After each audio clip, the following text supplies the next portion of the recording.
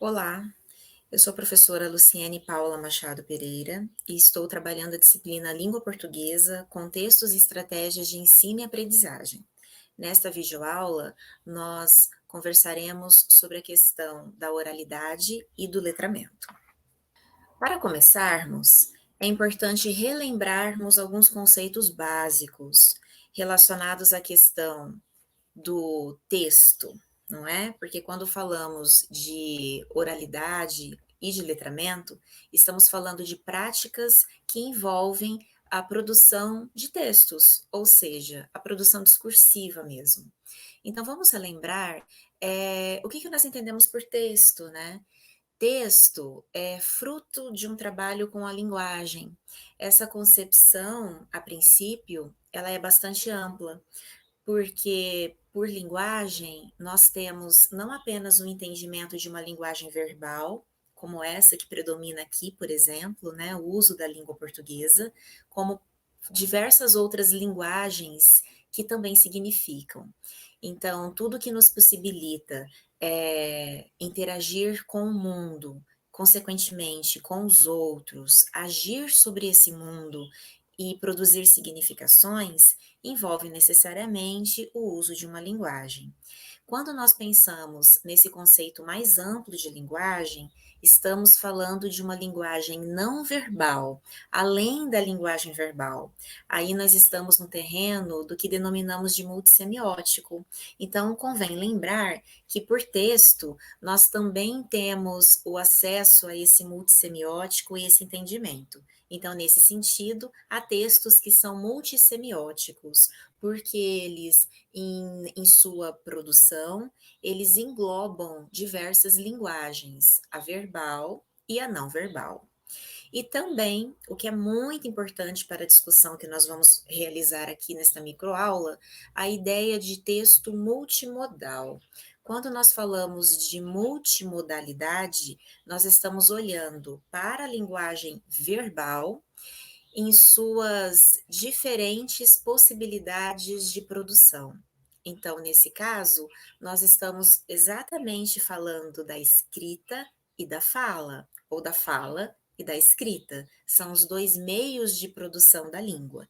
Então, quando nós pensamos em um texto multimodal, nós temos que ter em mente que estamos nos referindo a um texto que é produzido na junção tanto da escrita quanto da fala, certo? Ampliando esse conceito, nós entramos justamente na questão da oralidade e do letramento. Porque, veja, nós estamos falando de modos de produção da língua, fala e escrita. Mas quando olhamos para esses modos de produção na produção discursiva, nós entramos no terreno da oralidade e do letramento. É evidente que a oralidade engloba esse conceito, essa concepção de fala, assim como o letramento também está para esse entendimento de escrita. A diferença é que agora nós olhamos em uma perspectiva de uso da linguagem, ou seja, em uma perspectiva de produção discursiva mesmo, certo? E é essa discussão, principalmente, que nós realizaremos aqui.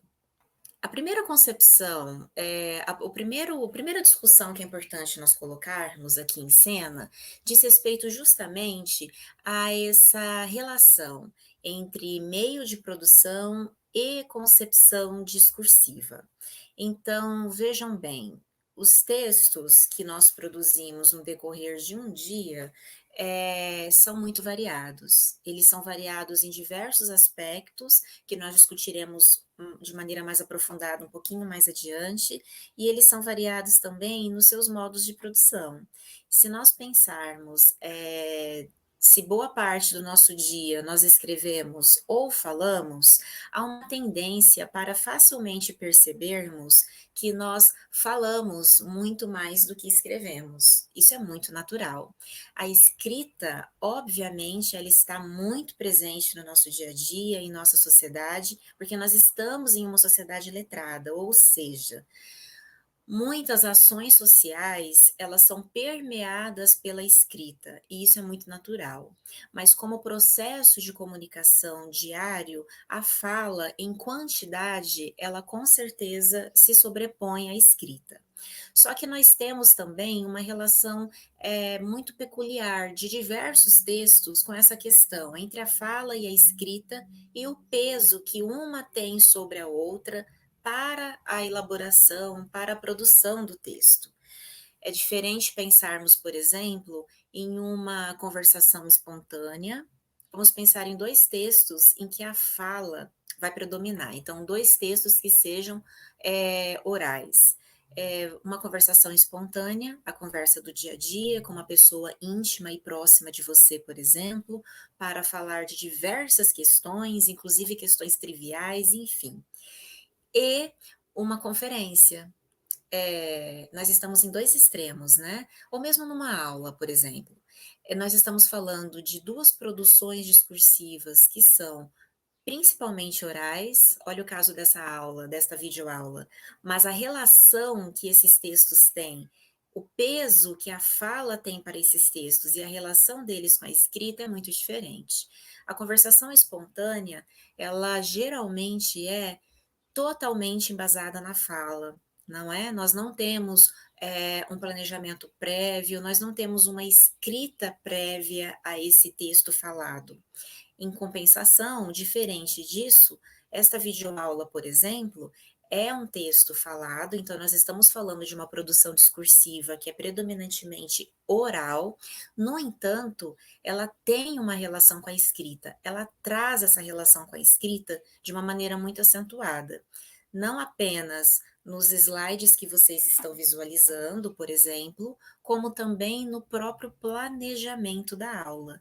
Eu preciso elaborar um plano de aula, eu preciso esquematizar o que eu vou dizer, e embora não seja um texto previamente decorado, eu sei exatamente o que eu devo dizer em cada momento.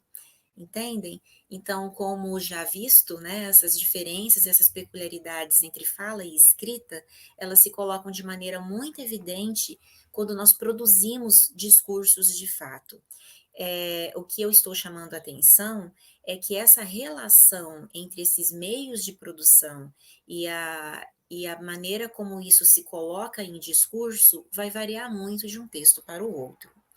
O Luiz Antônio Marcuschi traz uma exemplificação muito interessante quando ele aborda essa relação entre meios de produção e concepções discursivas, porque ele mostra justamente isso, né?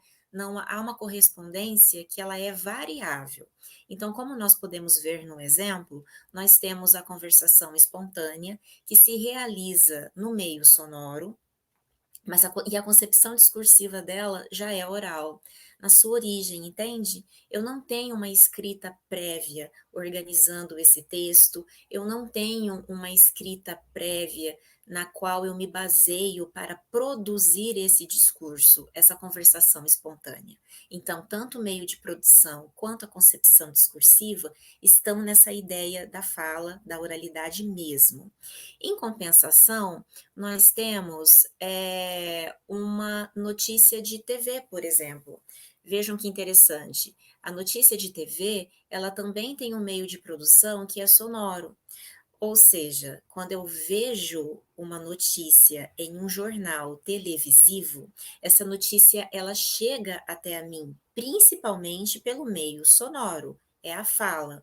No entanto, a concepção discursiva desse texto é escrita. Ou seja, a notícia, ela antes dela ir ao ar, ela tem todo um processo de produção. E esse processo de produção começa na escrita. A notícia, há uma reunião de pauta, o que vai ser discutido, o que vai ser investigado pelo repórter ou pelo jornalista é anotado, é registrado, os dados são coletados, existe uma organização prévia desse texto para só então ele chegar em frente à câmera e poder dizer, poder falar aquilo. E muitas vezes o jornalista, quando está dando uma notícia, ele se apoia em um texto escrito, que hoje, atualmente, na era em que nós vivemos, esse apoio da escrita muitas vezes é pelo suporte do celular, como nós conseguimos ver em diversas notícias televisivas. Assim como eu também tenho um slide aqui, e é por esse slide que tanto vocês vão acompanhando o meu raciocínio, a minha fala, quanto eu mesma também vou organizando o que eu vou dizer a partir desse slide. Então vejam que esse texto tem uma relação com a escrita, embora o meio de produção seja sonoro, assim como a conversação espontânea, a concepção discursiva é diferente. Outros 2 exemplos que o Luiz Antônio Marcuschi traz é em relação ao artigo científico e à entrevista publicada em revista. Então, vejam que no caso do artigo científico, a gente já tem um outro cenário. Tanto o meio de produção dele é escrito, então, um artigo científico é um texto que se produz de maneira escrita, quanto a concepção discursiva dele também é escrita. Diferente da entrevista publicada em revista, o meio de produção é gráfico e a concepção discursiva é oral. Ou seja, a entrevista ela é gravada. Então eu tenho um recurso que é via áudio. Essa entrevista gravada, ela se transforma em um texto escrito para ser publicado. Então eu tenho como meio de produção a escrita, que o Marcuschi traz aqui como sendo esse meio de produção gráfico, não é? A escrita que se realiza por esses elementos gráficos, diferente da fala que vai se realizar por um meio sonoro. Então, é muito interessante a maneira como ele mostra essas diferenças, até para que a gente perceba que não é apenas uma coisa ou outra. Então, assim, eu olho para um texto, esse texto ele é falado e ponto. A relação pode ser complexa, porque quando eu olho para uma produção discursiva, eu estou olhando para um texto que se realiza por um meio que pode ser sonoro ou gráfico, ou seja, pela fala ou pela escrita, e eu também estou olhando para um texto que tem uma concepção discursiva, que pode ser pela via oral ou pela via escrita. Então, quando a gente faz essas relações, a gente percebe como isso é rico, como as possibilidades, né, a maneira como a gente consegue relacionar essa ideia de concepção discursiva com o meio de produção pode variar.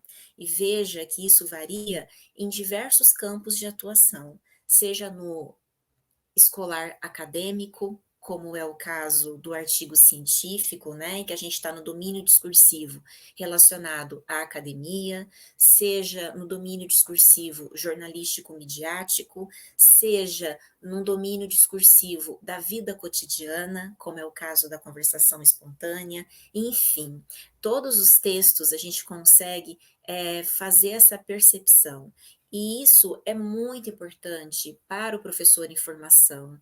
É muito importante porque entender o texto dessa forma pode e é útil, inclusive, para que eu saiba, né, que texto, que gênero textual, que exemplar de gênero textual pode ser mais útil para que eu desenvolva determinadas habilidades, capacidades, percepções nos meus alunos. Prosseguindo, mais especificamente agora, discutindo essa questão da produção discursiva oral, vamos nos ater a alguns aspectos agora, algumas características, alguns elementos que são implicados quando a gente fala em produção discursiva oral. Existem 2 aspectos importantes aqui que diz respeito à natureza, né? A natureza dessa produção discursiva é uma natureza que é amplamente simbólica e também amplamente semiótica. Ela é simbólica porque ela significa em muitos planos, ou em muitos aspectos, né? Então, eu estava falando agora, por exemplo, dos domínios discursivos, então a gente tem toda uma questão social, a gente tem uma questão identitária, a gente tem diversos aspectos que perpassam essa produção discursiva oral, e que a diferencia também em vários graus da escrita e como nós veremos logo adiante. E ela também traz uma natureza amplamente semiótica, Porque quando nós falamos de textos orais, de produções discursivas, né, orais, embasadas na oralidade, nós temos múltiplos recursos, ou seja, há mais do que a linguagem verbal aparecendo. Então, são vários recursos que, junto com a linguagem verbal, colaboram para a produção do texto, para o entendimento do texto, para a construção dessa produção discursiva. Vejam que, conforme está no slide, ao produzirmos textos orais, fornecemos ao interlocutor, ao nosso outro, né, nesse processo de interação, um vasto conjunto de informações sobre as facetas de nossas identidades sociais. Isso é muito interessante. Ou seja, essas facetas dizem respeito às marcas linguísticas identitárias, aos estados emocionais e às intencionalidades presentes naquela produção discursiva, na produção daquele texto. Isso é muito interessante. E é uma diferença marcada, né, entre essas produções discursivas que se dão pela via da oralidade em relação a uma produção discursiva que se dá apenas pela escrita, por exemplo. Numa produção discursiva oral, essas marcas linguísticas identitárias, elas ficam evidentes. Ou seja, aqui nós olhamos para a questão da variação linguística mesmo. Quem está falando? É uma mulher? É um homem? É uma pessoa muito mais velha? É uma pessoa de muito mais idade, nascida há muitas décadas atrás em relação ao momento de fala? Ou é uma pessoa muito jovem? É uma criança? É um adolescente? Qual é o nível de escolaridade que essa pessoa possui?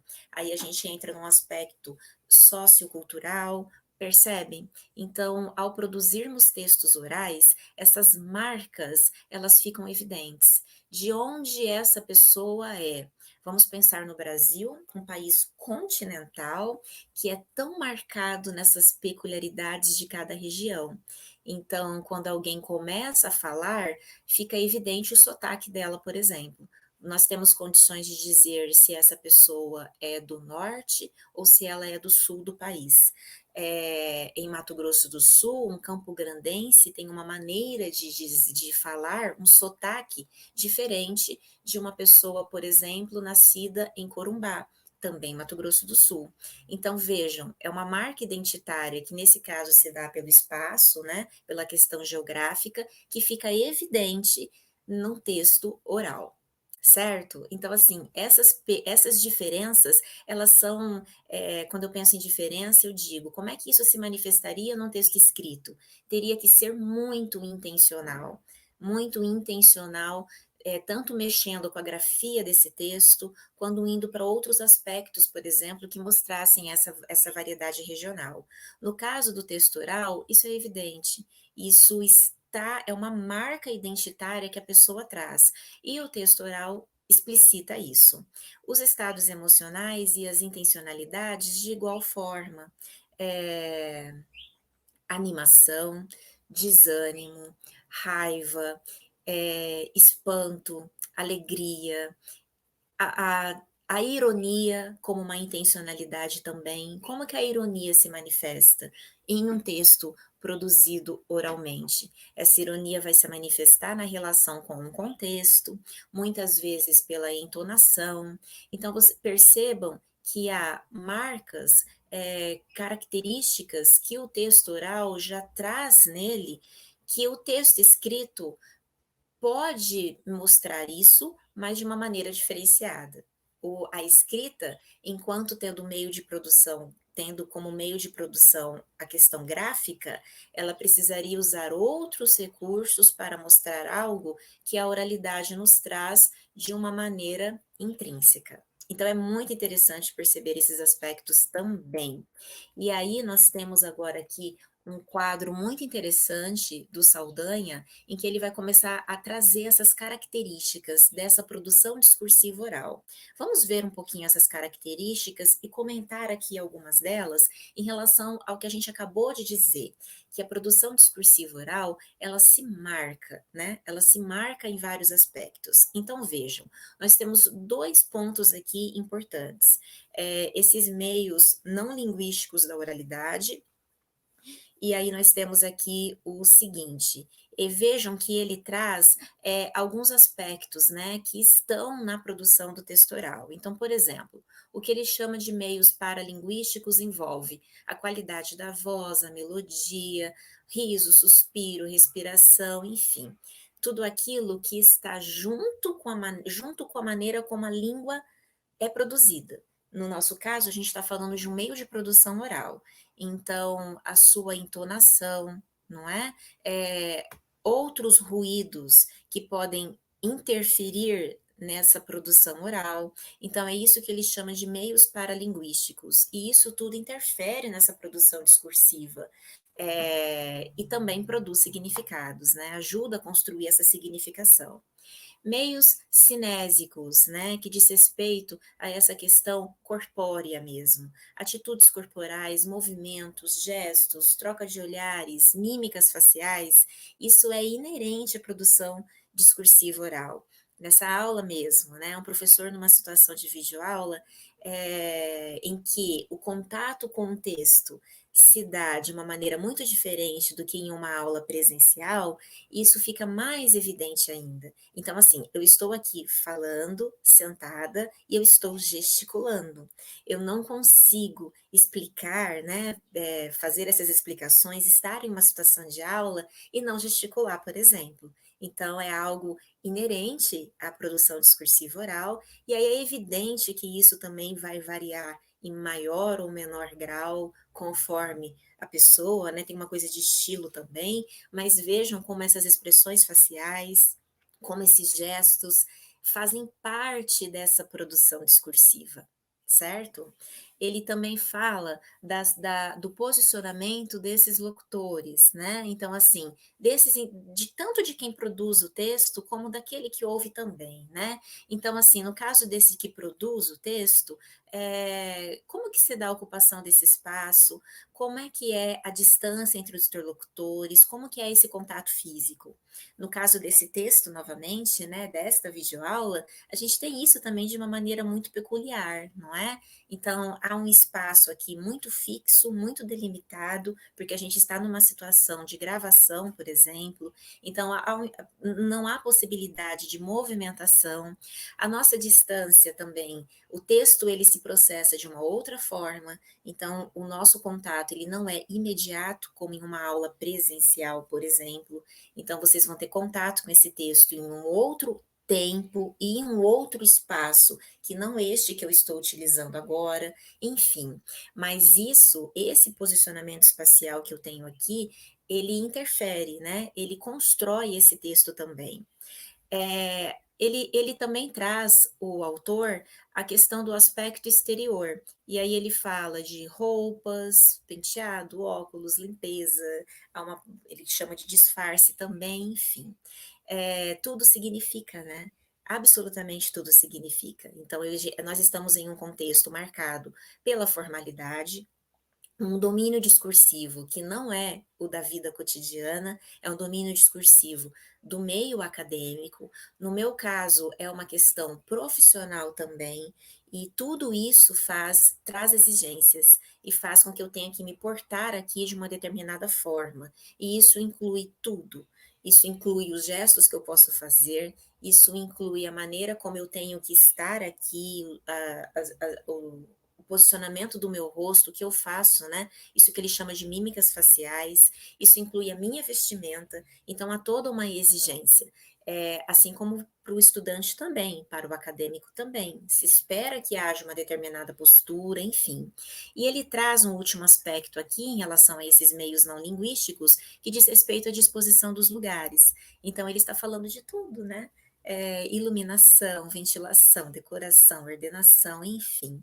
E pegando novamente esta microaula como exemplo, esta videoaula como exemplo, desculpa, nós temos aqui toda essa disposição. É uma parede branca atrás de mim, não é? Então, assim, não há nada mais. O que acontece aqui é o que o professor está dizendo. E a maneira como isso também é pautado pelo uso do texto escrito, né? No nosso caso, principalmente, que seria pelos slides. Então, veja quantos recursos entram aqui e interferem, né? Interferem e ajudam a produzir esse texto oral.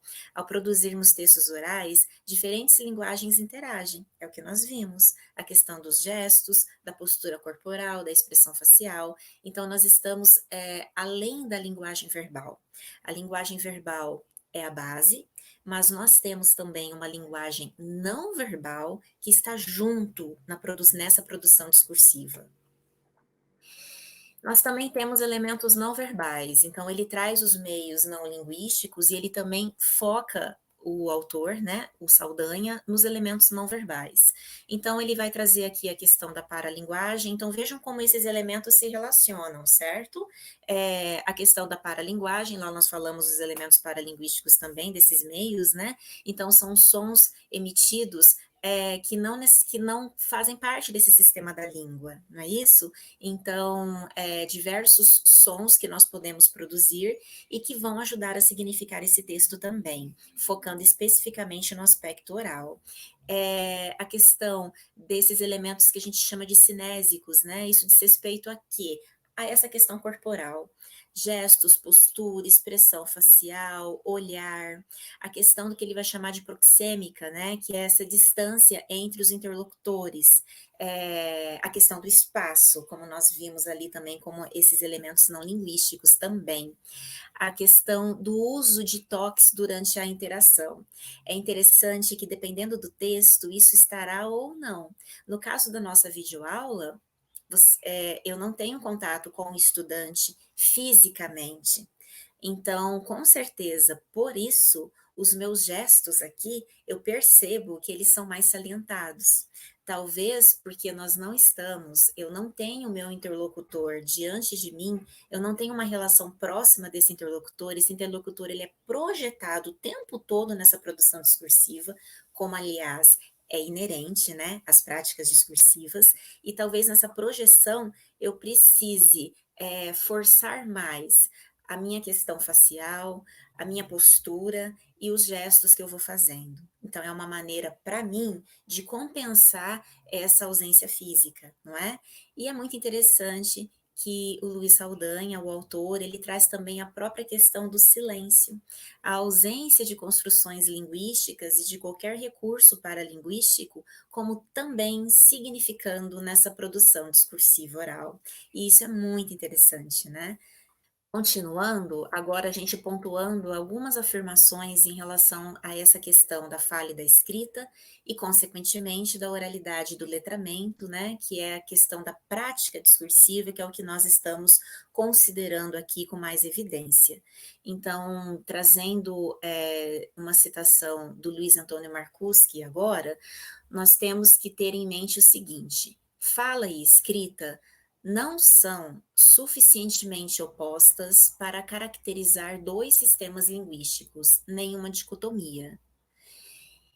E elas também são, como práticas sociais e usos da língua com características próprias, que são, permitem a construção de textos coesos e coerentes, a elaboração de raciocínios abstratos e exposições formais e informais, variações estilísticas, sociais e assim por diante. O que nós temos que relembrar aqui, até pela primeira afirmação que aparece, é que fala e escrita não são opostas. Fala e escrita não são dois elementos estanques e separados um do outro, não são. A escrita não é uma representação da fala. Nós estamos falando de fala e escrita como dois modos de produção da linguagem verbal. E como dois modos de produção da linguagem verbal, elas têm características próprias. Uma não é melhor e a outra é pior. Uma não é sempre bagunçada e a outra sempre organizada. Esse pensamento, ele não pode estar no repertório de um estudioso de linguagens, um professor em formação. Fala e escrita são dois modos de produção da linguagem verbal que não se opõem, muito pelo contrário, eles se complementam nos textos que nós construímos no nosso dia a dia. E, evidentemente, como dois modos de produção, eles são diferentes. Eles se assemelham, sim, estamos falando de língua, afinal de contas, são dois modos de produção de uma mesma língua, vamos pensar no nosso caso aqui na língua portuguesa, mas eles possuem as suas especificidades, que nós já vimos aqui, né, pelos quadros que acabaram de ser mostrados, pela discussão que nós estamos fazendo, essa manifestação ela é diferente em um modo ou em outro. As limitações e os alcances de cada uma, da fala e da escrita, estão dados pelo potencial do meio básico de sua realização, sons de um lado e grafias de outro, embora eles não se limitem a som e grafia.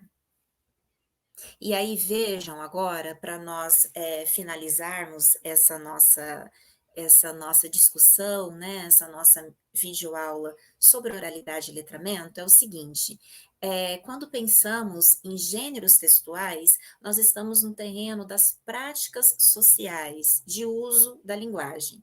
Quando nós falamos de práticas sociais de uso da linguagem, nós estamos falando de produção discursiva.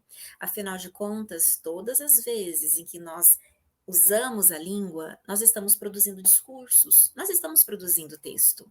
Então, seja quando você abre a boca para dizer algo, seja quando você pega a caneta para escrever algo, ou vai para o computador ou para o celular para digitar, para teclar em algo, você está usando a língua, seja no seu modo oral, seja no seu modo escrito. Quando nós pensamos nesses usos como aquilo que eles são, usos sociais, nós estamos falando de práticas sociais de uso da língua.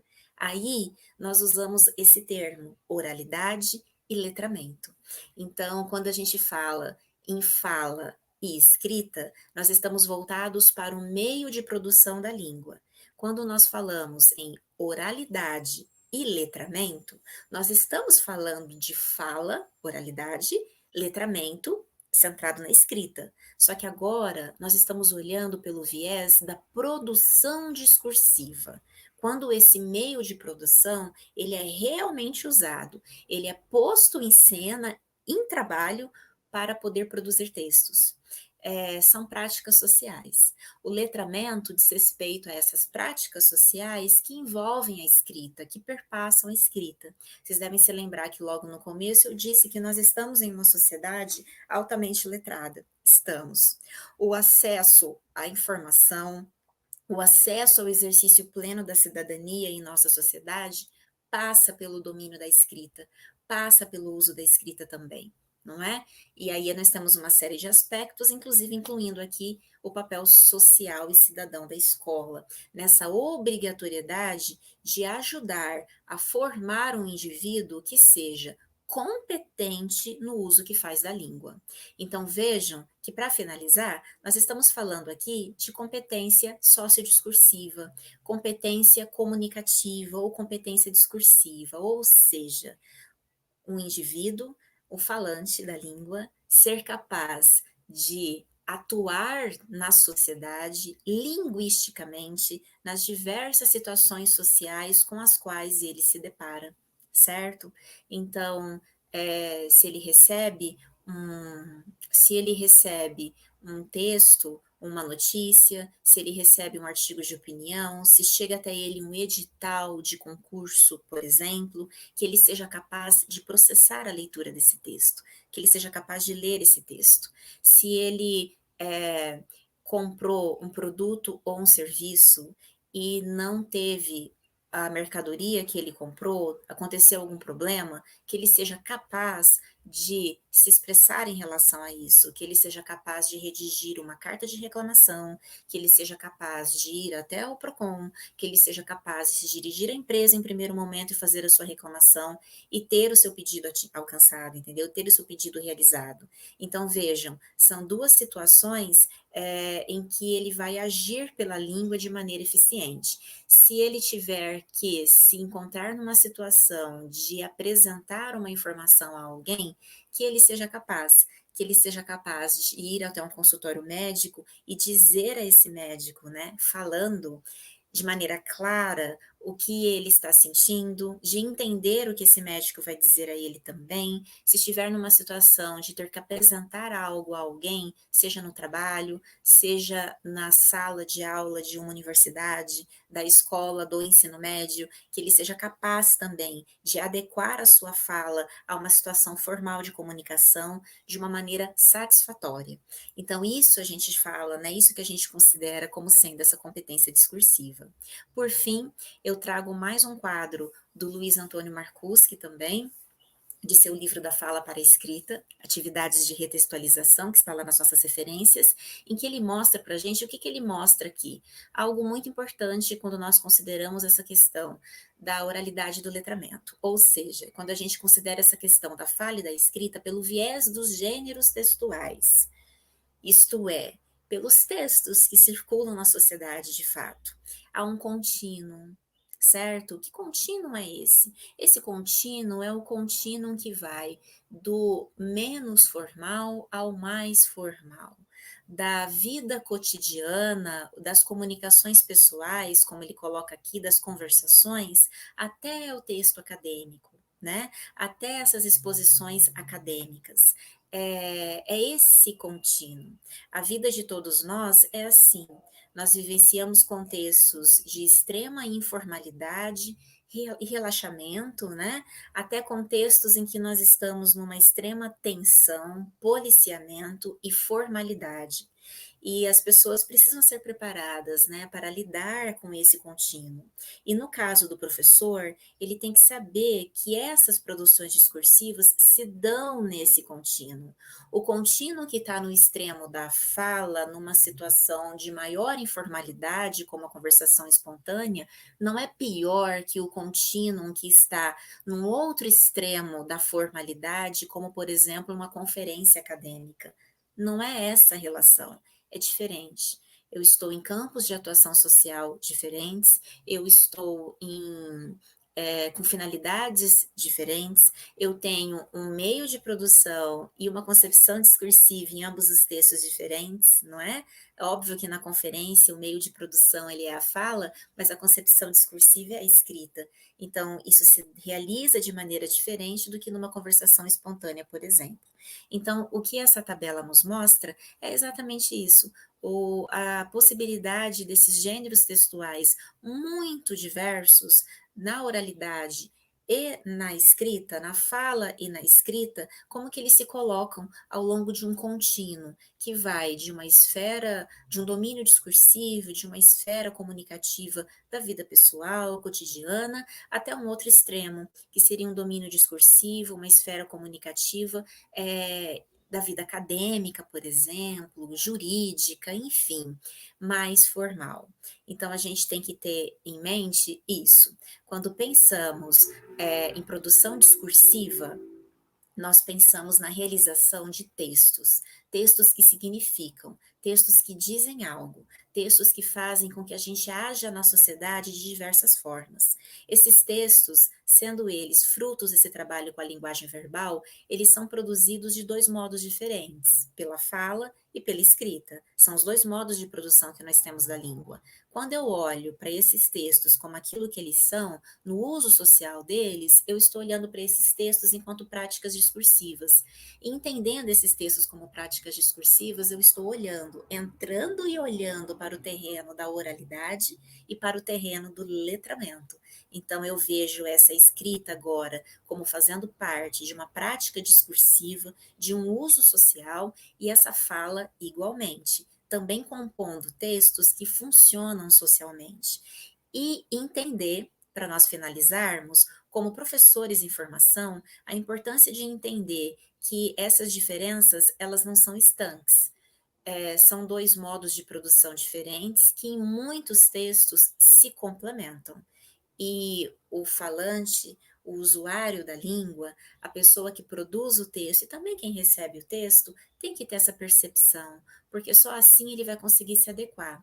Agora vejam que a noção de adequação dessa prática discursiva, ou desse texto que eu estou produzindo, depende muito justamente de eu estar inserido em um contexto de comunicação, de eu estar inserido em um processo interacional.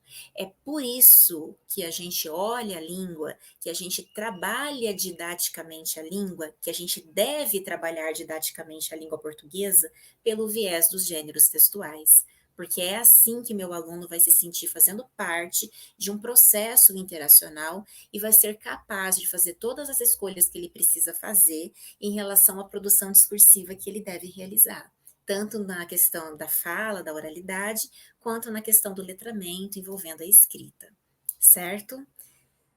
Para finalizar as nossas referências, espero que nossa discussão aqui, as nossas considerações sejam de bom proveito, para que vocês fortaleçam, né, o acesso à informação que vocês terão e, consequentemente, a construção desse conhecimento que cada um aí deve internalizar. Bom estudo a todos.